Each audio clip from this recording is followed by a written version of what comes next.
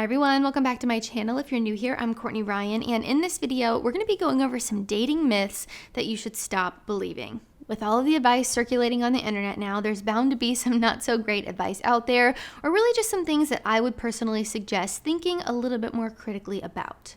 I don't think any of these will lend a helping hand to you in your dating life in any way, and actually might end up doing the complete opposite. So the first myth I want to talk about is that there's only one person out there for you. And I know this is a bit of an unpopular opinion, but try your best to hear me out on this because I do believe it is so limiting to think that there's only one person out of the 8.6 billion people on the planet that you could potentially be compatible with. That's simply just not true, and it's rather delusional to think that way.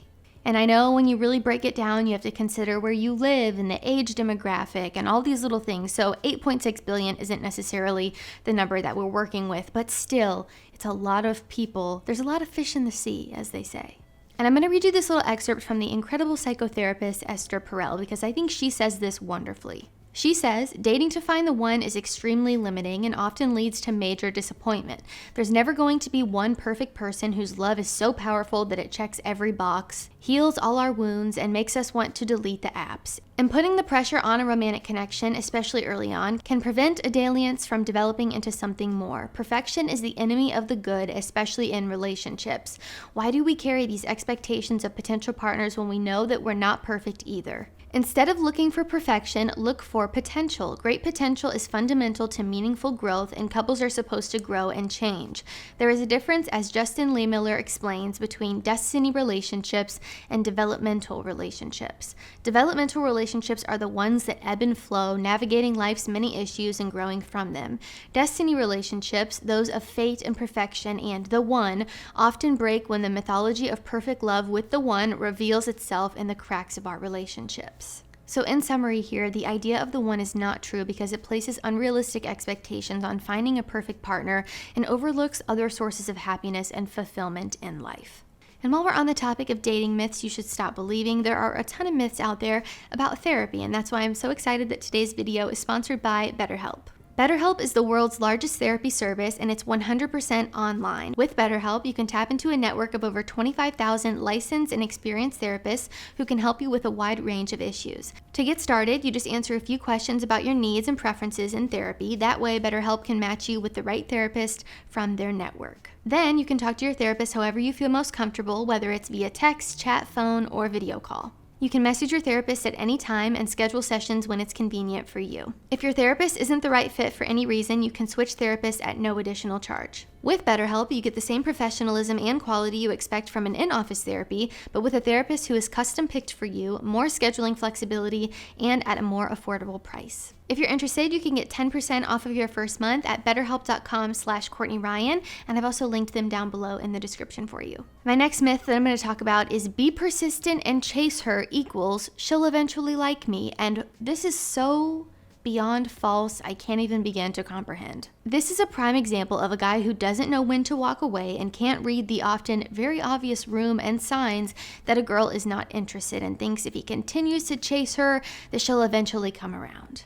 And it's wrong for a few key reasons here, those being, number one, chasing quite literally means that someone is running away from you and you are trying to catch them, which is not a great way to start any relationship. Secondly here, this is often how men end up coming across as creepy to women because they don't know how to read the signs that a woman is not interested, they don't know how to read the room, and they continue to push on and to try and be persistent. And while those attributes and qualities are really great in other areas of your life, not so much with romantic relationships, especially trying to get someone to like you or convince someone to like you, because you can only invite someone to love you, but you cannot force it. Sometimes no amount of trying, no amount of being persistent or, chasing after her will change her mind or make them like you back. And I think in general, it's really important to know when it's time to walk away in dating so that you're not wasting your time running after someone or chasing after a girl who has made it very clear that she's not interested in you. And also, again, this often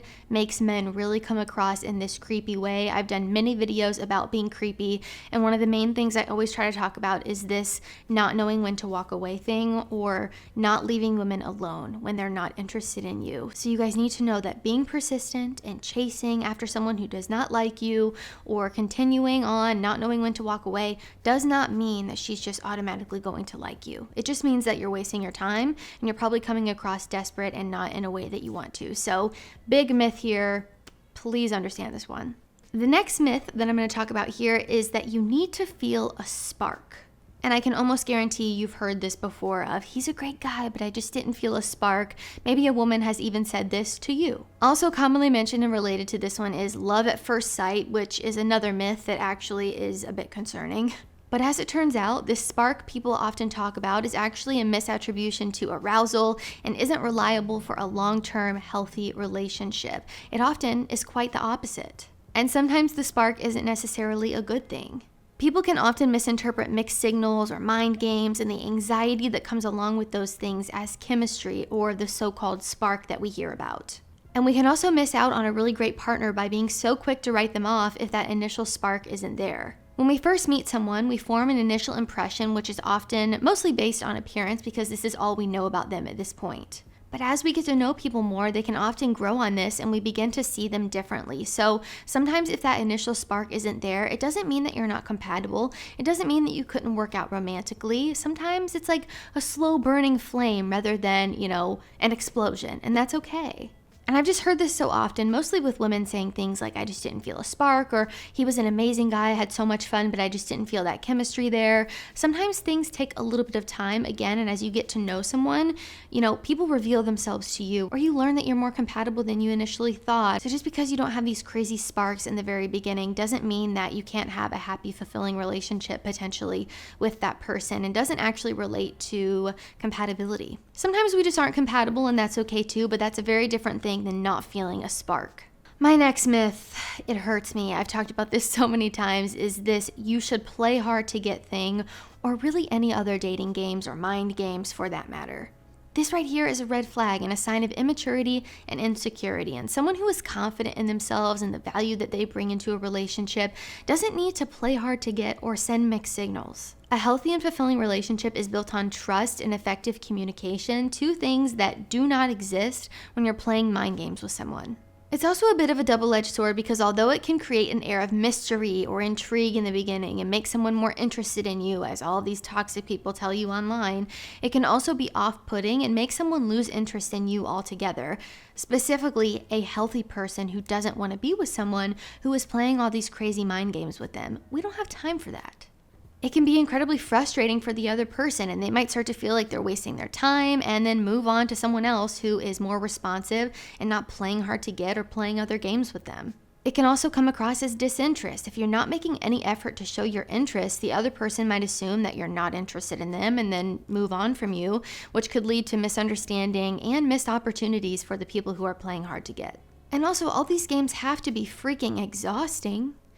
Especially if you're not really interested in the other person and you're just like playing these mind games with them. Like if you have time to do that, find a hobby. I'm concerned for you. It takes a lot of effort to maintain a facade that can leave you feeling drained, but also if you're actually interested in the other person and you're playing hard to get or, putting on this facade that you're not into them, no healthy person is going to accept that behavior because a healthy human would have boundaries for themselves and would listen to my advice of, if someone is showing you that they're not interested in you, do not waste your time. You shouldn't be trying to change someone's mind or chase after someone who is making it very clear by their words and their actions that they're not interested in you. Specifically actions here too. I always tell you guys to watch what people do and not necessarily what they say. So if someone is ghosting you, blowing you off, playing hot and cold, breadcrumbing you, all the terms, there's about 1.5 million of them online now, all these hot topics and keywords. But really my point is, if you watch what people do and not what they say, any healthy person is not going to put up with someone who is playing all these crazy games or playing hard to get. That's so immature, it's insecure, and is not the way you want to start a relationship, and certainly won't lead to anything happy, fulfilling, or healthy. My next myth is that it's too late for you. I get this question a lot, and it honestly breaks my heart every time someone asks me this because love does not have an expiration date. Your timeline does not need to look like everyone else's. I cannot tell you how many people have messaged me about this, who have left comments like this. Courtney, I'm 30 years old. Is it too late for me to find love? Courtney, I'm 50 years old and divorced. Is it too late for me to find love again? The answer is no. It's never too late because, like I said, love does not have an expiration date and your timeline does not necessarily need to look like everyone else's. I think comparison is truly the thief of joy. And I don't think you do yourself any favors by telling yourself, it's too late for me, I'll never find someone, because then you end up approaching dating with a scarcity mindset, as I've mentioned a million times before on this channel, or you just don't try at all, which is automatically failing. I think you have to, believe in yourself enough to give yourself the chance to try. That way you can at least say that you tried, right? But really the point of this and what I want you to understand here is that it's never too late to be loved. Please understand that. People find love at all different stages in their lives, not just when they're in their 20s. And my audience here is mostly men, so I'll speak to you directly when I say this. Men don't have to worry about a biological clock the way that women necessarily do. So if you're a guy who's like, I'm 30, I'm 35, I'm pushing 40, I really want to start a family, there really is no timeline for you. So it's not something that you really have to worry about as much. Consider yourself lucky in that regard, because I know a lot of women who, they're nearing 30 or they're in their 30s and they haven't found anyone yet, and they're feeling a lot of pressure because of this biological clock that is ticking. And, if you're a woman who wants to have kids, that unfortunately is something that you have to be mindful of, right? But again, most of my audience here is men, so I'm speaking to you when I say, I promise you, it is not too late. I know many men who have met their significant others in their 50s or even their 60s. People in nursing homes meet people that they end up loving and marrying. So please don't think that it is too late for you. I promise it is never too late to be loved. This next dating myth that I want to talk about here is I'll be happy when I get a girlfriend. And to be honest, whatever you finish the statement with, even if it's not a girlfriend, really doesn't matter because regardless, it's putting way too much emphasis on circumstances or things that are out of your control or other people. This is such a myth and a trap way of thinking that I see so many people fall into, and I think it goes hand in hand with the idea that your partner should complete you, which also isn't true and isn't necessarily healthy. You can be happy without a girlfriend. In fact, the happier you are on your own, the more likely you'll be to find and attract a healthy partner to be with. And keep in mind here, your relationship should absolutely bring you joy and enhance your happiness, but it should not be the sole proprietor of your happiness. It should not be your happiness. I do think it's really important to find peace in being alone and find fulfillment in being single. I think a lot of people, again, approach dating with this scarcity mindset because they're tired of being alone. They feel like they don't have any options, so they just have to settle for the first person that comes along, or they have to get this girl to like them even though you don't really like her. So it just creates, honestly, a huge mess. And I think really the more confident, the more sure you are in yourself, the happier and more fulfilled you are on your own, it also makes you a much better partner too. My next myth, right person, wrong time, you guys. This one hurts me to my core. I cannot stand this, and I'll take any chance I get to debunk it.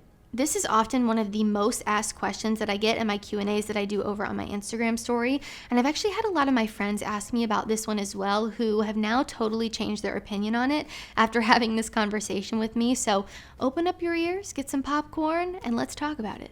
If it was the right person, it would have been the right time. Let's say that again. If it was the right person, it would have been the right time. But in addition to that, this also goes back to the one phenomenon that I already thoroughly discussed with you guys, or this right person thing. I just don't believe in this, the one or the right person.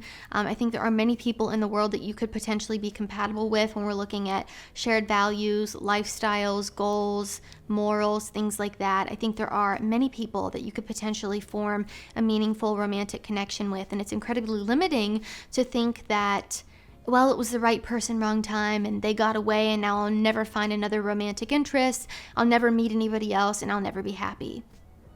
That's awfully bleak. And even thinking of your own scenario, maybe you've dated someone in the past and you felt like maybe it was the right person at the wrong time, but the reality is that you just dated someone and it didn't work out. It doesn't mean they were the right person. It doesn't mean it was the wrong time.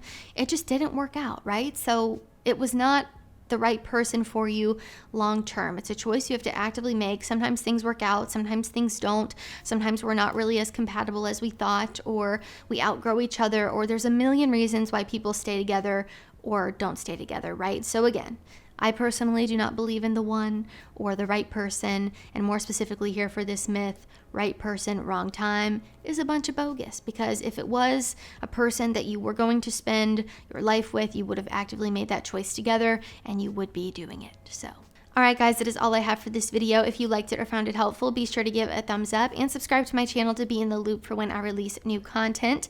Let me know some other dating myths you know of or you've experienced or you think down in the comments below. I would love to hear your thoughts and opinions and get a little conversation going down in the comments section. If you haven't already, be sure to follow me over on Instagram at Courtney Christine Ryan. I love connecting with all of you guys over on there as well. As always, thank you all so much for watching, and I will see you all next time.